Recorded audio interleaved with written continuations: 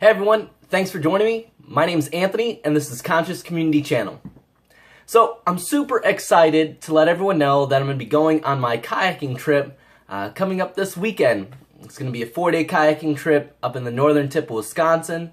I'll be kayaking during the day and then camping on what they call the Apostle Islands by night. I have all my gear ready. I think I'm overpacked, but I am so excited for it. It's really been something. It's going to be my first vacation in the last year, as far as something that I took specific days off for, and I planned out. So I'm really excited.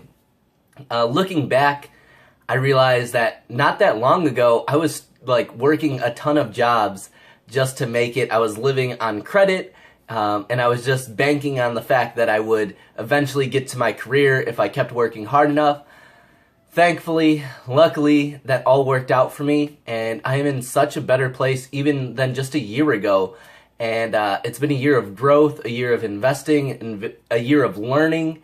And so yeah, I've entered into a new stage of life, and it's been really great. And so this trip is the first big trip that I have planned for the year, where I'll be getting away and just enjoying some me time. I'll be there with a group of people that I don't know. So that should be interesting, and I'm just gonna be, there enjoying the nature, enjoying being active in the sun, camping, just being away from everything. I will take lots of videos and pictures because I do want to show you guys the amazing trip that I was on. So yeah, I'm excited to do that. But just for fun, I put on my Facebook a post asking what are some questions or topics you'd like me to talk about. I got some good answers. Some of them I'm going to actually turn into interviews. But I'm going to jump into a couple of them. The first question was, who do I think would win, Spider-Man or Batman? And, I have a poster. Some of you might have seen it in different posts that I've made. I have a poster of Spider-Man fighting Batman. It's really fun. And I would have to say, just nerding out, digging deep into my nerd well, I would have to say Spider-Man would win, at least the first time they met. If Batman had a chance to do some recon work and really figure out what what his abilities were, I think that would give him a slight edge because he is so smart and he does have access to a ton of technology. With that being said, I still think Spider-Man would beat him most of the time. This is because his best power is his spider sense. That actually lets him know when things are going to happen and where, and that's why he's so agile, that's why he's so slippery. And he actually holds back a lot of his power when, spoiler alert, when Dr. Ock took over Spider-Man's body, he punched, Scorpion. He punched Scorpion in the face and took off his jaw. And he realized at that point that Spider-Man had been holding back with his power this whole time.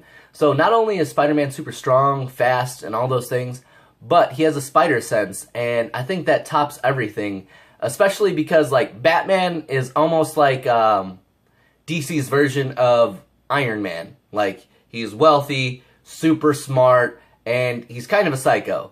So, with that being said, Tony Stark didn't even know about Spider-Man's spider sense until he sort of tricked him and started taking data on a suit that he gave him.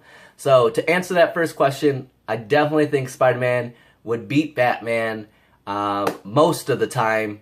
But I think if you gave Batman a couple fights to learn about Spider-Man, I think he would at least have a chance. So that's my answer. Thanks for submitting that question.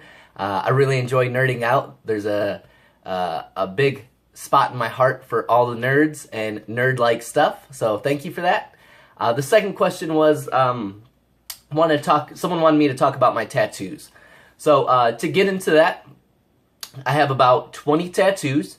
Most of them are done in this traditional sense, American traditional, and that is, like, some people would refer to it as like a Sailor Jerry's type like art. And he was really good at making that, and he was like probably one of the most famous artists with this style, and so that's why he's the most renowned when it comes to that. And so actually my first tattoo was when I was 18. I have a Hebrew script on my side, and it says, "Courage to face fear. It was a funny story. When I got the tattoo, I don't speak Hebrew. No one I know speaks Hebrew. So I translated it through Google and just took that image to the tattoo artist. And I figured, I don't speak it. I don't know anyone who does speak it. So it's more about the symbol than what it actually means. Fast forward, I go to Hawaii. I had my shirt off. A woman says, "Hey, that's a great tattoo." And I was like, "Oh yeah, what's it mean?" And she said, "Courage to face fear, or courage against fear." And I was like, yes, totally worked. So don't be afraid if you have to translate some of your script via Google. It might work out like it did in my case. But, so I do have script on my side. I do have a gang or prison-like tattoo here. This was my second tattoo.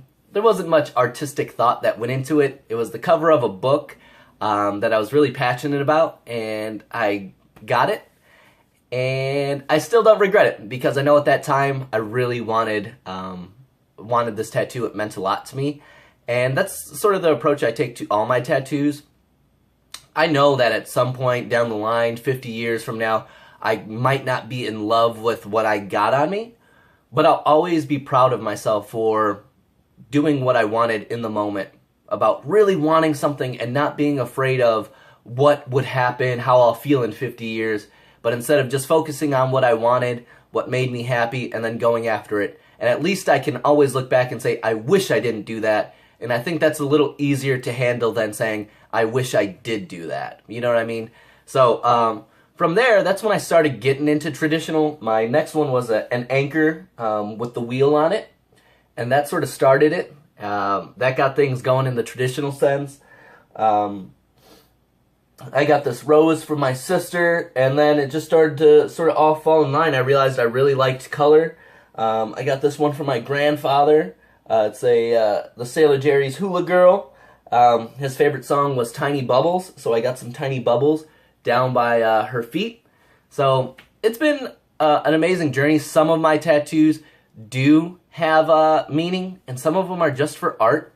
Some of them I just loved, and some of them I really wanted to just be silly with. So I can tell you that this arm is more colorful, artsy. Oh, also I gotta include my best friend tattoo. What's up, Joe? Also, we found out Miley Cyrus has the same one. So what up, Miley? But, yeah, this arm is more fun. It's colorful. And on this arm, I actually started doing a little bit darker of a theme. I got the Scorpio, the Grim Reaper, the owl with the all-seeing eye, and this nice skull, this aviation skull. So, this arm's going to be a little bit darker, and I just wanted to create some contrast, and it's going well. I'm enjoying the journey. I was hoping to get one this month, but with all the money I've spent on my camping, hiking, backpacking, kayaking gear, I'm a little dry on funds for that, so tattoos are definitely a luxury, and so when I get a chance, I will definitely do that.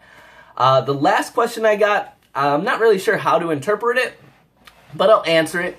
Someone wanted me to talk about my views on someone's identity in Christ versus someone finding their identity in tattoos.